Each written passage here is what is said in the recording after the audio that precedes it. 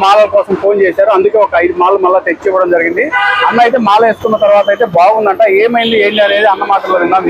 ఏం జరిగింది మీకు అద్భుతం ఒకసారి చెప్పండి. మాల వేసుకున్నాక మాల వేసుకున్నాక కొంచెం జర నా పరిస్థితి కొంచెం అటు ఇటు ఉండే. నాకు వేరే వాళ్ళు మా ఫ్రెండ్స్ చెప్పారు మాల గురించి. ఓకే. తర్వాత నేను ఆన్లైన్ లో సెర్చ్ చేసిన, చాలా పేజెస్ చూసిన. ఓకే.